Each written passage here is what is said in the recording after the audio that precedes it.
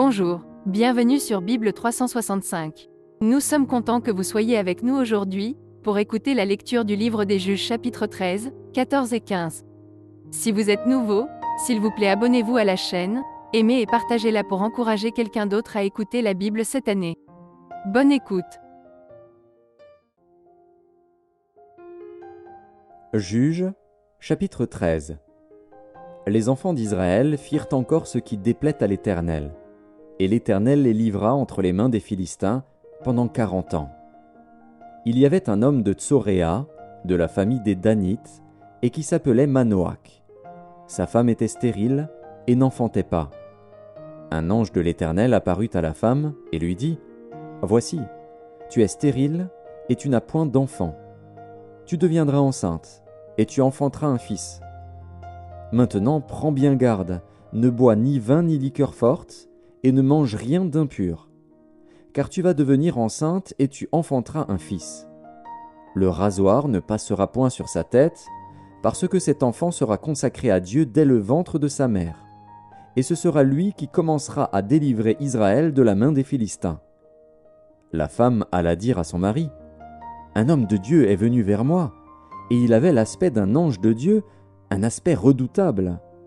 Je ne lui ai pas demandé d'où il était, et il ne m'a pas fait connaître son nom. Mais il m'a dit : Tu vas devenir enceinte, et tu enfanteras un fils.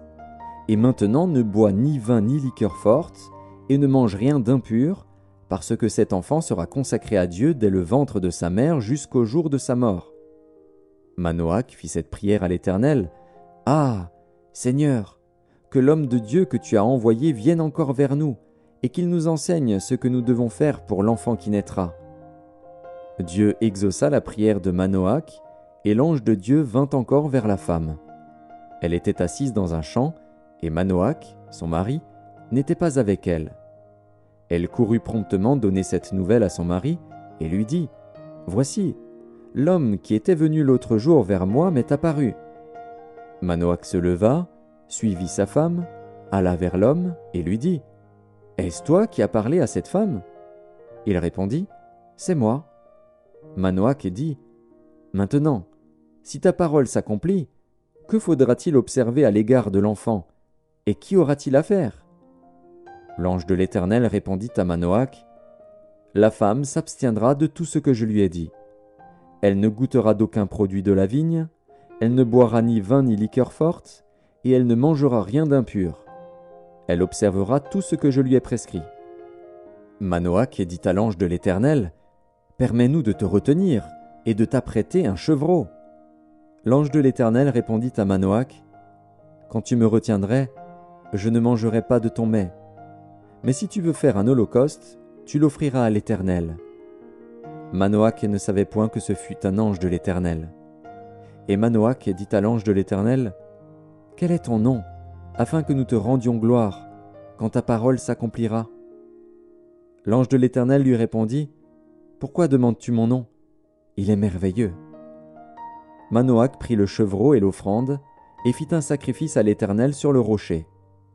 Il s'opéra un prodige, pendant que Manoach et sa femme regardaient. Comme la flamme montait de dessus l'autel vers le ciel, l'ange de l'Éternel monta dans la flamme de l'autel. À cette vue, Manoach et sa femme tombèrent la face contre terre. L'ange de l'Éternel n'apparut plus à Manoach et à sa femme. Alors Manoach comprit que c'était l'ange de l'Éternel, et il dit à sa femme : « Nous allons mourir, car nous avons vu Dieu. » Sa femme lui répondit : « Si l'Éternel eût voulu nous faire mourir, il n'aurait pas pris de nos mains l'holocauste et l'offrande, il ne nous aurait pas fait voir tout cela, et il ne nous aurait pas maintenant fait entendre pareille chose. » La femme enfanta un fils, et lui donna le nom de Samson. L'enfant grandit, et l'Éternel le bénit. Et l'esprit de l'Éternel commença à l'agiter à Makhanedan, entre Tsoréa et Eshtaol. Juges, chapitre 14. Samson descendit à Timna, et il y vit une femme parmi les filles des Philistins. Lorsqu'il fut remonté, il le déclara à son père et à sa mère, et dit : « J'ai vu à Timna une femme parmi les filles des Philistins. Prenez-la maintenant pour ma femme. » Son père et sa mère lui dirent : N'y a-t-il point de femme parmi les filles de tes frères et dans tout notre peuple, que tu ailles prendre une femme chez les Philistins, qui sont incirconcis ? Et Samson dit à son père, « Prends-la pour moi, car elle me plaît. » Son père et sa mère ne savaient pas que cela venait de l'Éternel, car Samson cherchait une occasion de dispute de la part des Philistins. En ce temps-là, les Philistins dominaient sur Israël. Samson descendit avec son père et sa mère à Timna. Lorsqu'ils arrivèrent aux vignes de Timna, voici, un jeune lion rugissant vint à sa rencontre. L'Esprit de l'Éternel saisit Samson, et, sans avoir rien à la main, Samson déchira le lion comme on déchire un chevreau. Il ne dit point à son père et à sa mère ce qu'il avait fait. Il descendit et parla à la femme, et elle lui plut. Quelque temps après, il se rendit de nouveau à Timna pour la prendre, et se détourna pour voir le cadavre du lion. Et voici, il y avait un essaim d'abeilles et du miel dans le corps du lion. Il prit entre ses mains le miel, dont il mangea pendant la route. Et lorsqu'il fut arrivé près de son père et de sa mère, il leur en donna, et ils en mangèrent. Mais il ne leur dit pas qu'il avait pris ce miel dans le corps du lion. Le père de Samson descendit chez la femme. Et là, Samson fit un festin, car c'était la coutume des jeunes gens. Dès qu'on le vit, on invita 30 compagnons qui se tinrent avec lui. Samson leur dit, « Je vais vous proposer une énigme. Si vous me l'expliquez pendant les 7 jours du festin, et si vous la découvrez, je vous donnerai 30 chemises et 30 vêtements de rechange. Mais si vous ne pouvez pas me l'expliquer, ce sera vous qui me donnerez 30 chemises et 30 vêtements de rechange. » Ils lui dirent, « Propose ton énigme, et nous l'écouterons. » Et il leur dit, « De celui qui mange est sorti ce qui se mange, et du fort est sorti le doux. » Pendant 3 jours, ils ne purent expliquer l'énigme. Le 7e jour, ils dirent à la femme de Samson, « Persuade à ton mari de nous expliquer l'énigme, sinon nous te brûlerons, toi et la maison de ton père. C'est pour nous dépouiller que vous nous avez invités, n'est-ce pas ?» La femme de Samson pleurait auprès de lui et disait, « Tu n'as pour moi que de la haine, et tu ne m'aimes pas. Tu as proposé une énigme aux enfants de mon peuple, et tu ne me l'as point expliquée. » Et il lui répondait, « Je ne l'ai expliqué ni à mon père ni à ma mère. Est-ce à toi que je l'expliquerai ?» Elle pleura auprès de lui pendant les 7 jours que dura leur festin. Et le 7e jour, il la lui expliqua, car elle le tourmentait. Et elle donna l'explication de l'énigme aux enfants de son peuple.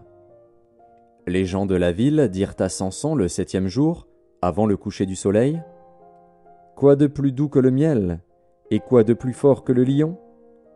Et il leur dit, « Si vous n'aviez pas labouré avec ma génisse, vous n'auriez pas découvert mon énigme. » L'Esprit de l'Éternel le saisit, et il descendit à Ascalon. Il y tua 30 hommes, prit leurs dépouilles, et donna les vêtements de rechange à ceux qui avaient expliqué l'énigme.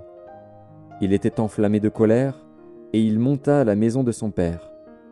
Sa femme fut donnée à l'un de ses compagnons, avec lequel il était lié. Juges, chapitre 15.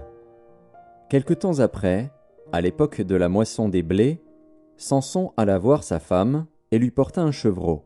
Il dit, « Je veux entrer vers ma femme dans sa chambre. » Mais le père de sa femme ne lui permit pas d'entrer. « J'ai pensé, dit-il, que tu avais pour elle de la haine, et je l'ai donnée à ton compagnon. Est-ce que sa jeune sœur n'est pas plus belle qu'elle ? Prends-la donc à sa place. » Samson leur dit, « Cette fois je ne serai pas coupable envers les Philistins si je leur fais du mal. » Samson s'en alla, il attrapa 300 renards et prit des flambeaux. Puis il tourna queue contre queue et mit un flambeau entre 2 queues au milieu. Il alluma les flambeaux, lâcha les renards dans les blés des Philistins et embrasa les tas de gerbes, le blé sur pied et jusqu'aux plantations d'oliviers. Les Philistins dirent, « Qui a fait cela ?»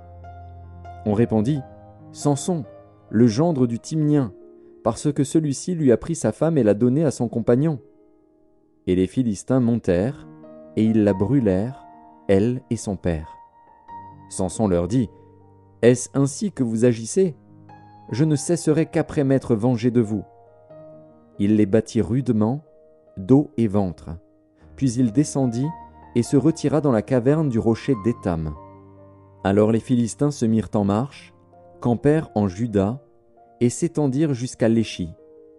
Les hommes de Juda dirent : « Pourquoi êtes-vous montés contre nous » Ils répondirent : « Nous sommes montés pour lier Samson, afin de le traiter comme il nous a traités. » Sur quoi 3000 hommes de Juda descendirent à la caverne du rocher d'Étam et dirent à Samson : « Ne sais-tu pas que les Philistins dominent sur nous ?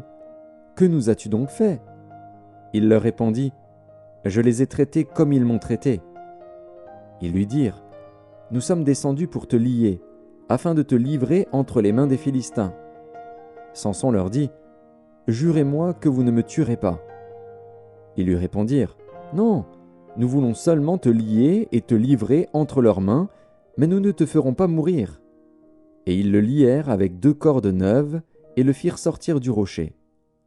Lorsqu'il arriva à Léchi, les Philistins poussèrent des cris à sa rencontre. Alors l'Esprit de l'Éternel le saisit. Les cordes qu'il avait au bras devinrent comme du lin brûlé par le feu, et ses liens tombèrent de ses mains. Il trouva une mâchoire d'âne fraîche, il étendit sa main pour la prendre, et il en tua 1000 hommes. Et Samson dit : « Avec une mâchoire d'âne, un monceau, 2 monceaux. Avec une mâchoire d'âne, j'ai tué 1000 hommes. » Quand il eut achevé de parler, il jeta de sa main la mâchoire. Et l'on appela ce lieu Ramath-Léchi. Pressé par la soif, il invoqua l'Éternel et dit : « C'est toi qui as permis par la main de ton serviteur cette grande délivrance. Et maintenant mourrai-je de soif, et tomberai-je entre les mains des incirconcis ?» Dieu fendit la cavité du rocher qui est à Léchi, et il en sortit de l'eau. Samson but, son esprit se ranima, et il reprit vie. C'est de là qu'on a appelé cette source En-Akkoré. Elle existe encore aujourd'hui à Léchi. Samson fut juge en Israël, au temps des Philistins, pendant 20 ans.